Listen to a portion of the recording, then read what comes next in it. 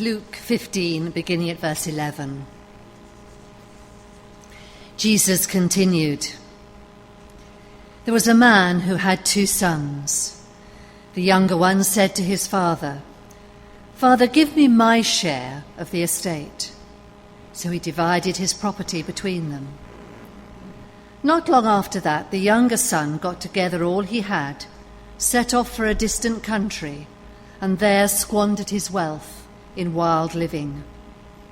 After he had spent everything, there was a severe famine in that whole country, and he began to be in need. So he went and hired himself out to a citizen of that country, who sent him to his fields to feed pigs. He longed to fill his stomach with the pods that the pigs were eating, but no one gave him anything. When he came to his senses, he said, 'How many of my father's hired men have food to spare, and here I am starving to death?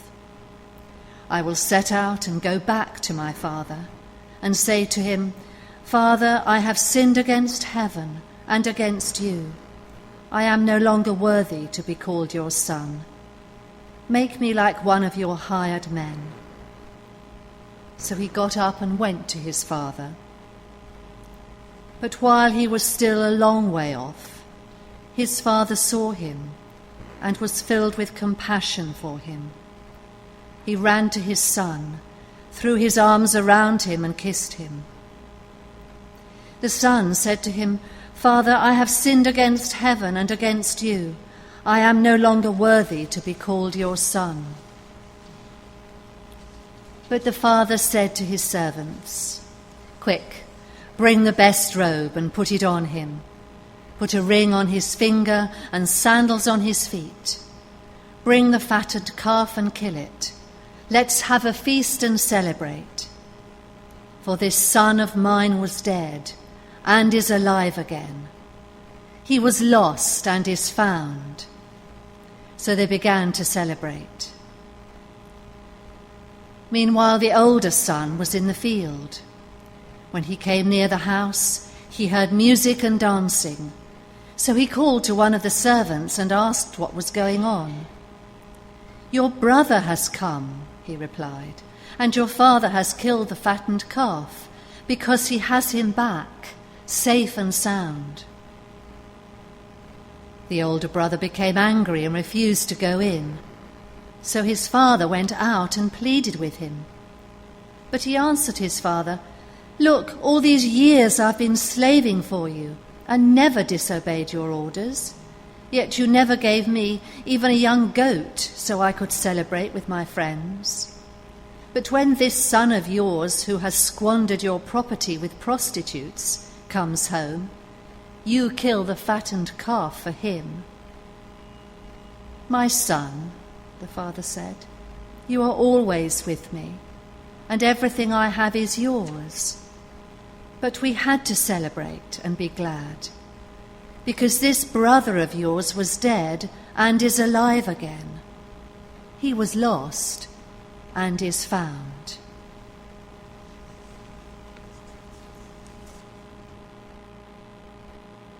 If it would be very helpful for you to have in front of you this printout of the passage of the Bible that we're going to look at this evening.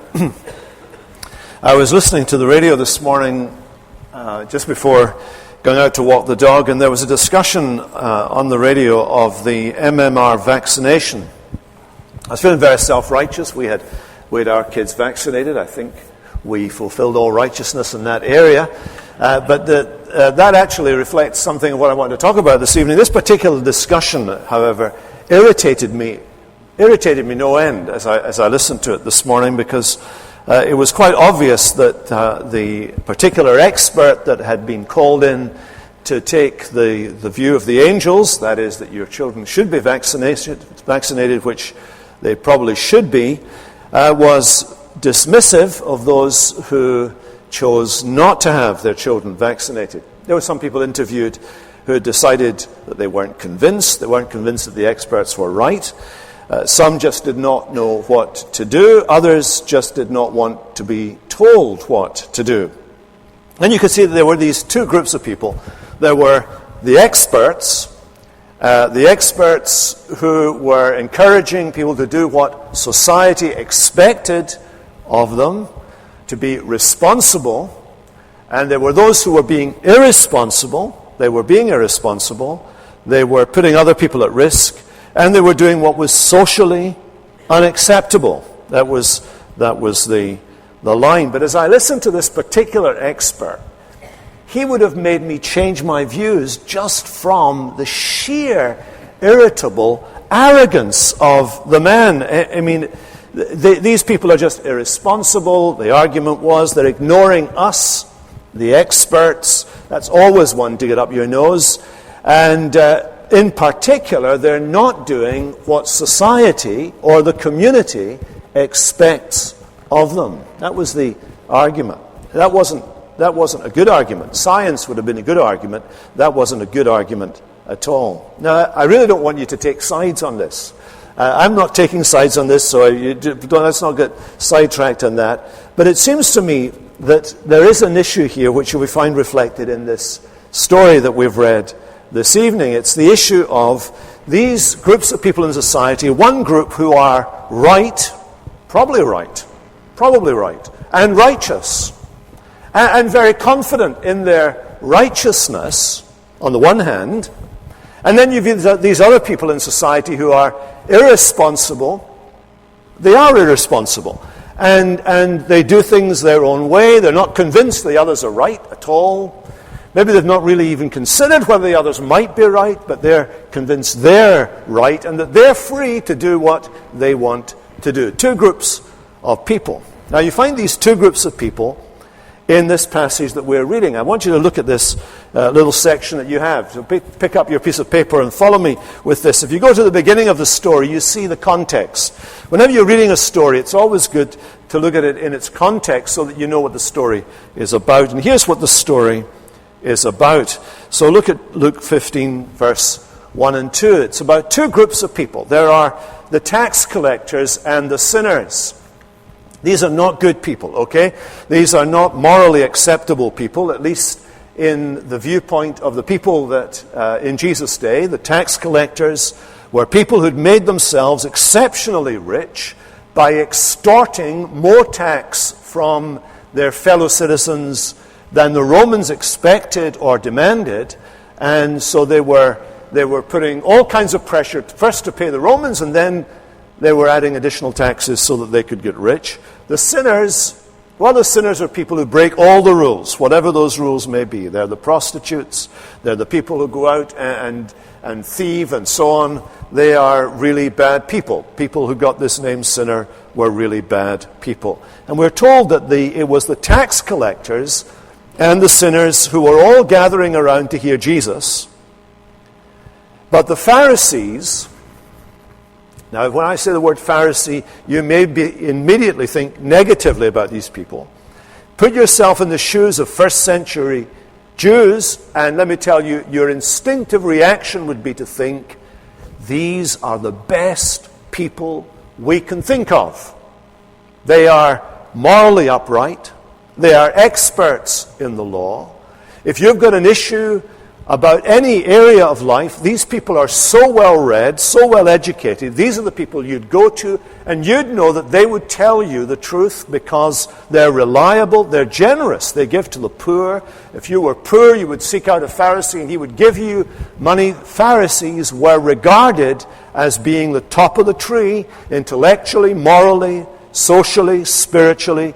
Nobody had a bad word for the Pharisees except Jesus. So the Pharisees and the teachers of the law muttered about Jesus, this man welcomes sinners and eats with them. So immediately we're introduced to two groups of people. There are the religious and the irreligious. They are the people who are responsible and they are the irresponsible. They're the people who are the law experts, and they're the people who are the law breakers. These are the two groups of people that we find in the story. One of the groups of people you would expect Jesus to affirm. You would expect that Jesus would affirm the religious, the law-keeping, the law-abiding, the moral, the upright, the people who are responsible, you would expect, given your knowledge of Christianity, you would expect that Jesus would affirm those people. That would be the natural and intuitive thing for you to think. And yet what we find in this story is, right at the very beginning of the story, we're being set up here.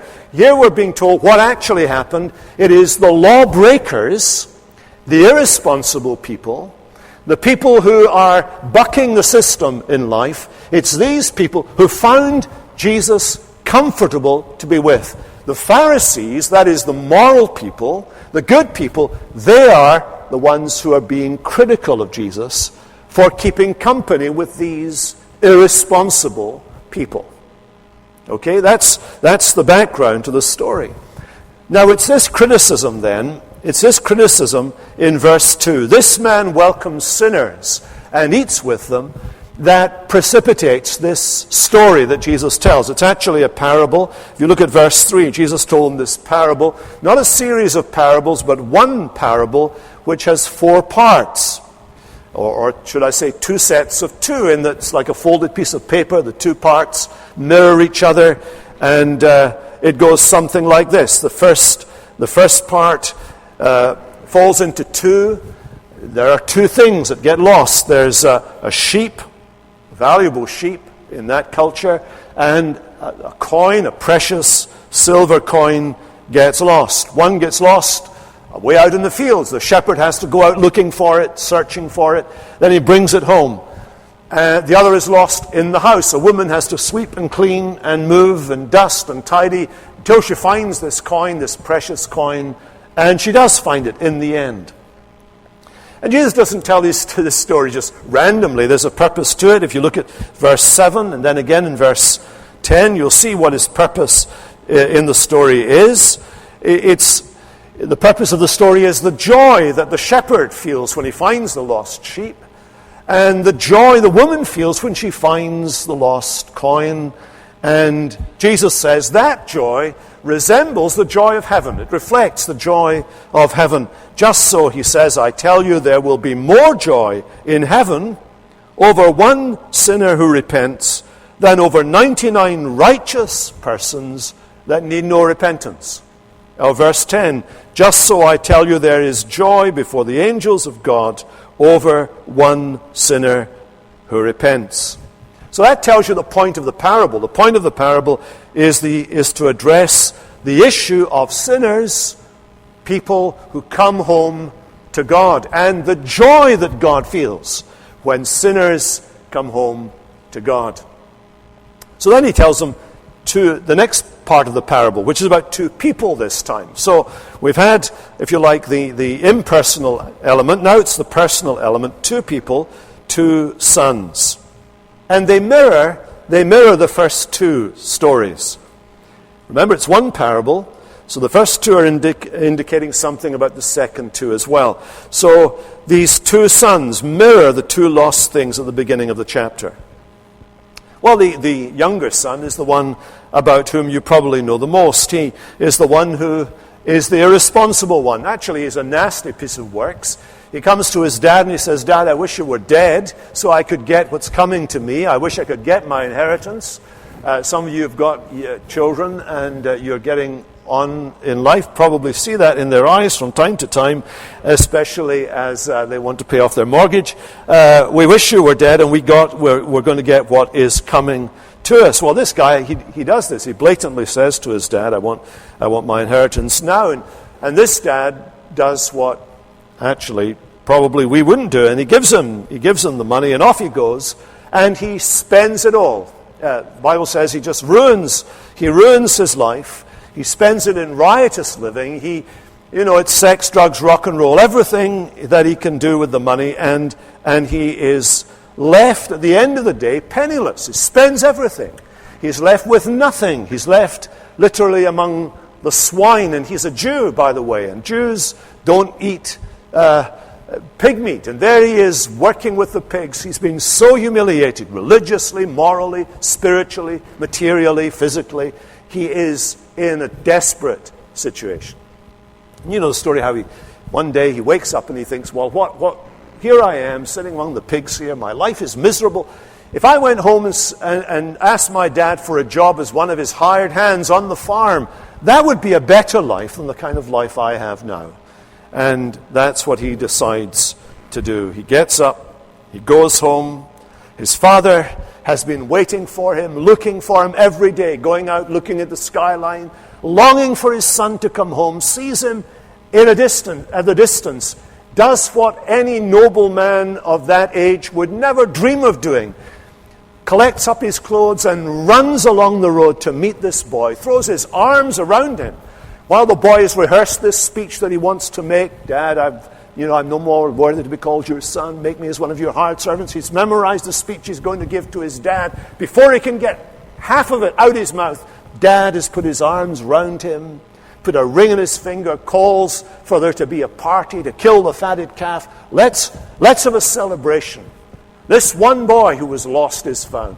And it's a great picture of God welcoming back a person to himself.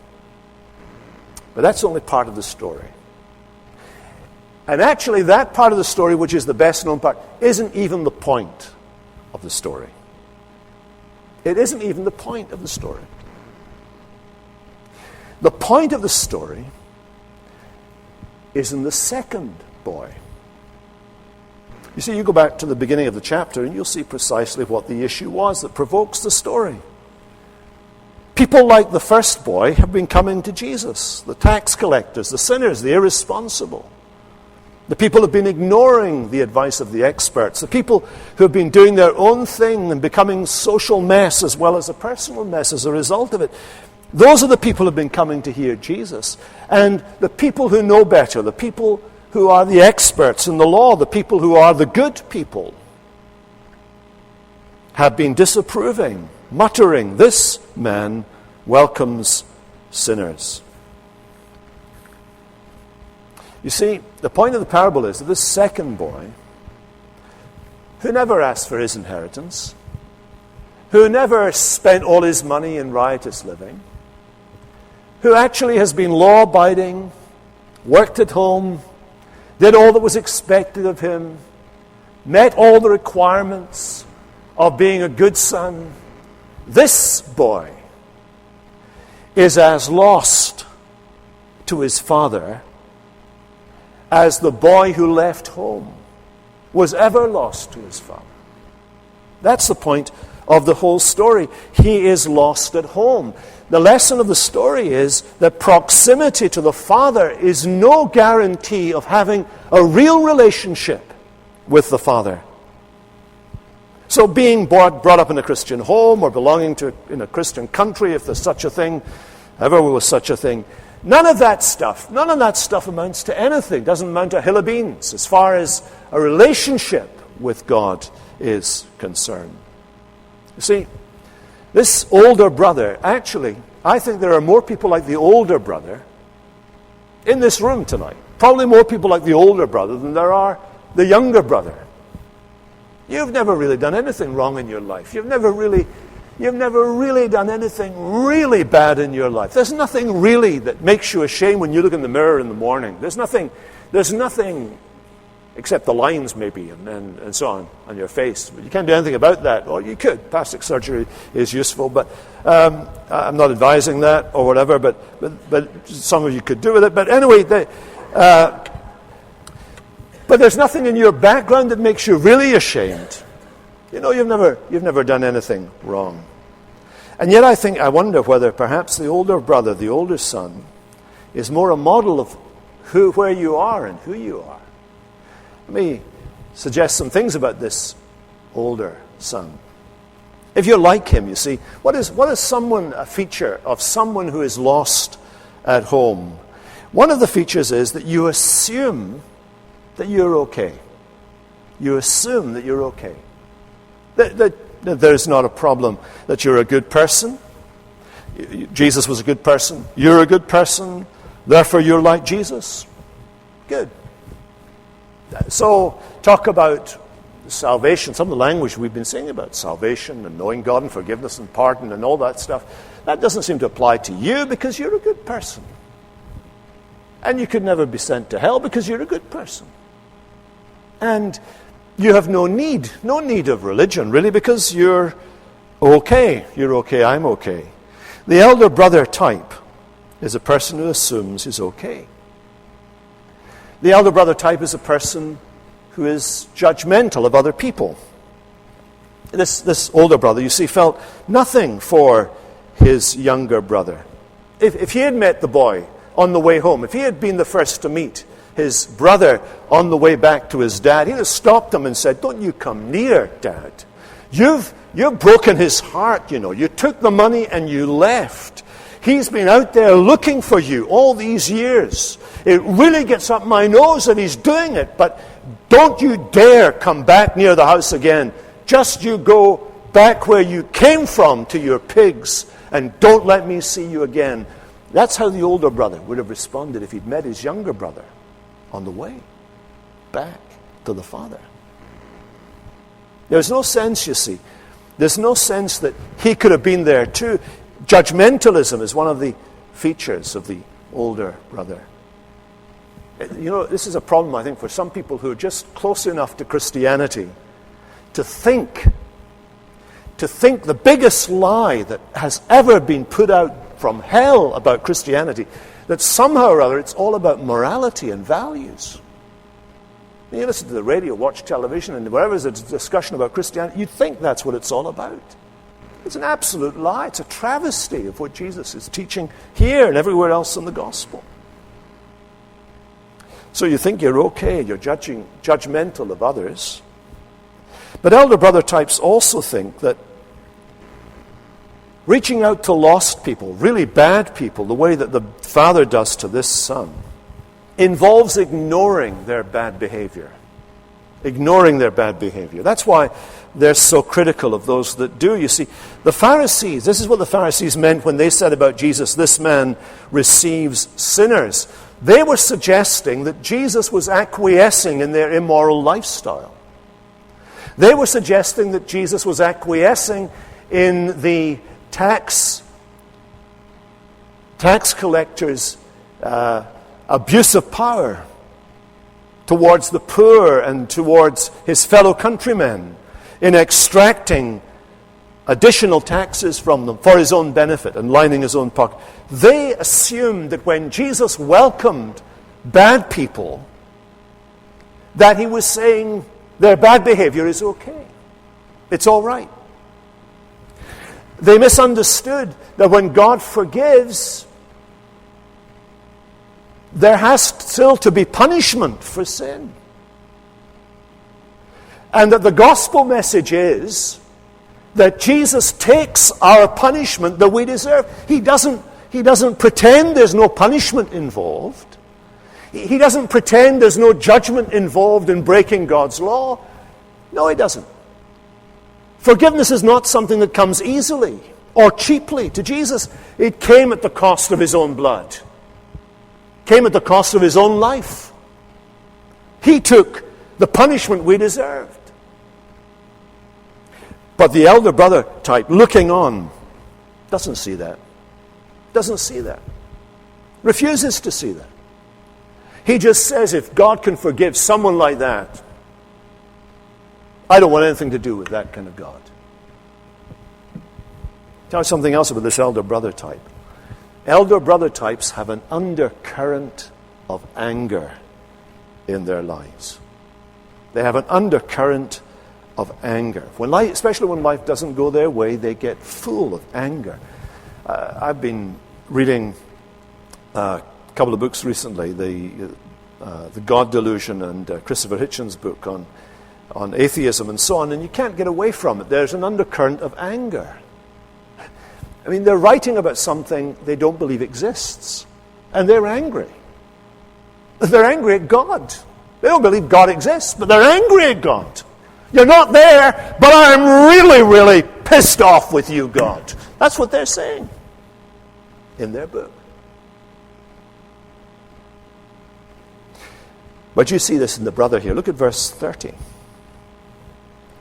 Here's this guy, his brother's back home. And in verse 30, he says to his dad comes out to see him. And he says to his dad, when this son of yours came home. Not when my brother came back. When this son of yours came. You had a party for him. That's his complaint. By the way, there's a little echo there. It's an intentional echo there in Jesus' story of another blame game that went on way back at the beginning of human history in the Garden of Eden when Eve, you remember, Eve took the fruit, whatever it was, and ate it. And then Adam took it and ate it. She was deceived. He did it deliberately. God comes and interviews them.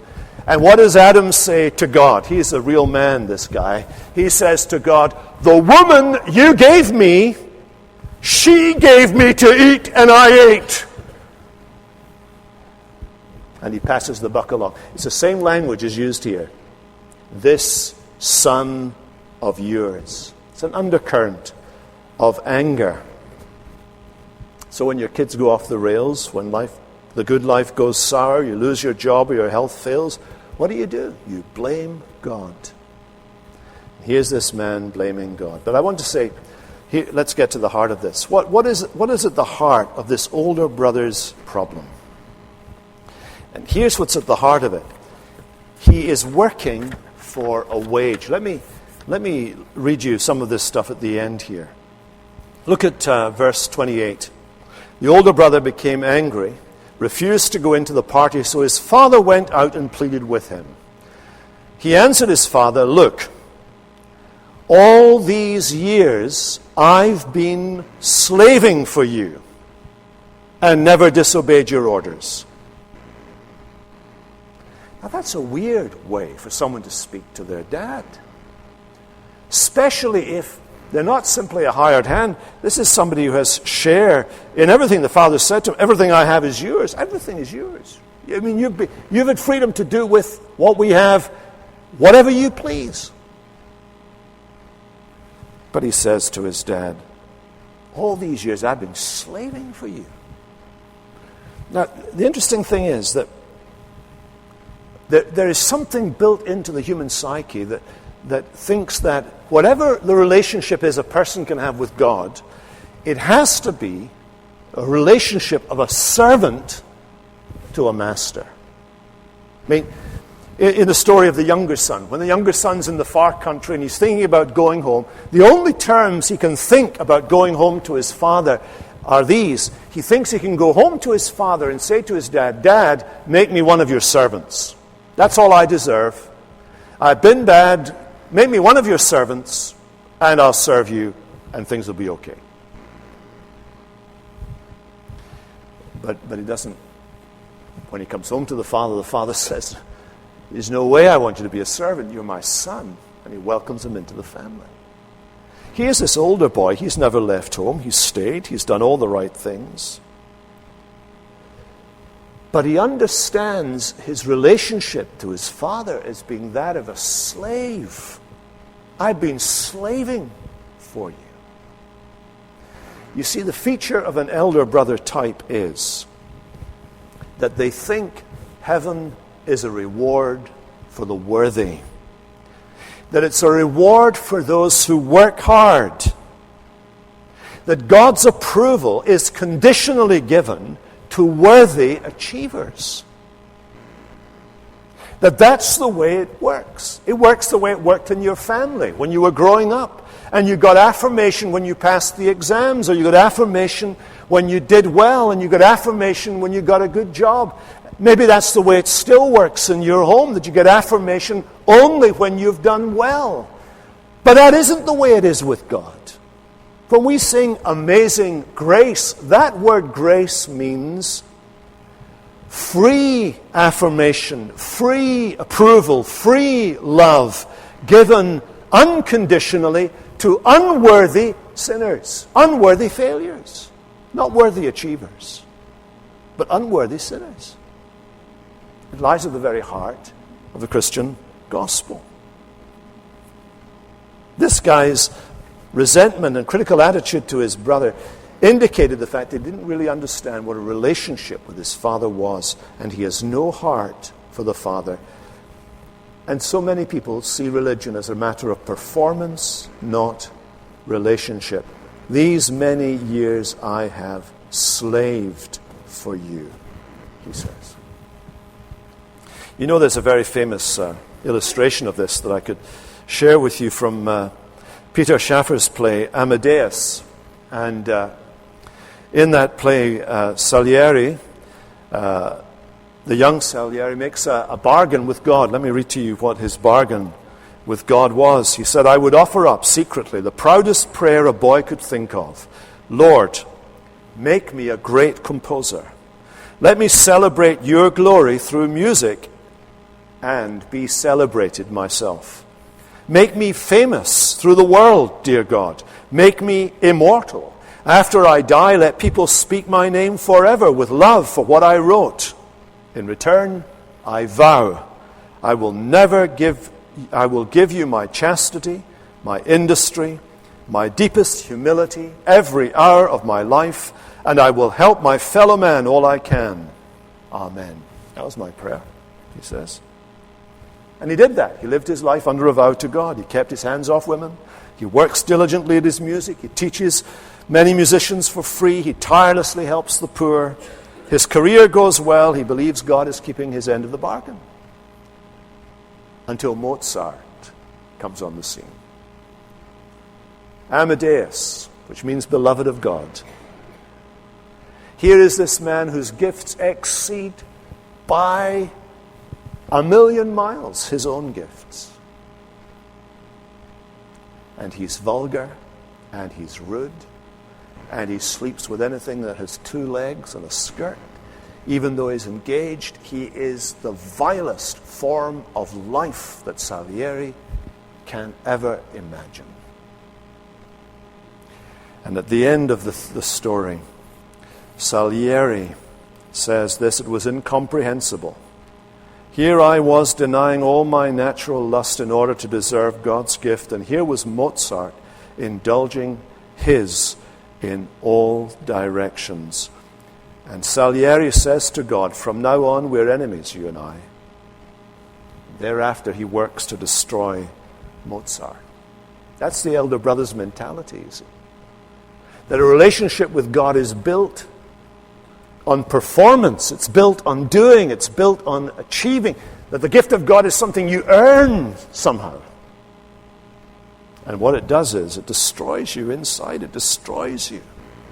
That's why you see the hardness and the language of this boy when he speaks to his father. You see this older man putting the blade of the knife in between his father's ribs. He would really rather be far off with his friends, who says to his father, when did you ever throw a party for me and my friends? Actually, do you know what this man, this older brother, he really wishes, in his heart of hearts, he really wishes he'd had the courage to do what his younger brother did. He really wishes he'd had the courage to break free and get out and spend the money the way he wanted to do. But he never had the guts to do it. And all those years, he's been estranged from his father. You see, there are 2 lost people in this story. And that's why Jesus tells it. And when the Pharisees, commenting on Jesus sitting, eating with the publicans and sinners, said, this man welcomes sinners and eats with them, they were missing one of the big points. In the book of Luke, from which this story comes, throughout this book, Luke tells us that Jesus was always going to dinner parties, always. You sit down and you count up all the dinner parties Jesus goes to in the book of Luke, every one of them, and you'll discover that 3/4 of them, 3/4 of the dinner parties Jesus went to, were in the homes of Pharisees. Pharisees. You see, they were right. This man welcomes sinners and eats with them. But they didn't add up 2 and 2. They didn't see the logic of what they were saying. They didn't see that really Jesus would welcome them as well as welcome the irresponsible and the socially ostracized that he welcomed them. They needed his salvation every bit as much as the bad person. You see, I think for a lot of people I know, basically they're not Christians because they're too good to become Christians. That's it. See, whenever we meet in Christian worship, I don't know if you've noticed this, what Christians do is every time they meet in Christian worship, they confess their sins. We're not Christians because we think we're better or more moral. Do you know something? When you become a Christian, somehow or other, the lid is taken off of your heart and you see that inside of you there are the roots of every kind of sin. Seeds are all there. And every time we meet, we confess our sin to God because we need his mercy. Doesn't matter how good we are on the outside or how bad we've been, we need the mercy of God. This parable is for both kinds of sinners who are here in this room today. Those who are so good they don't know they are sinners. And those who are so bad they think God has no time for them.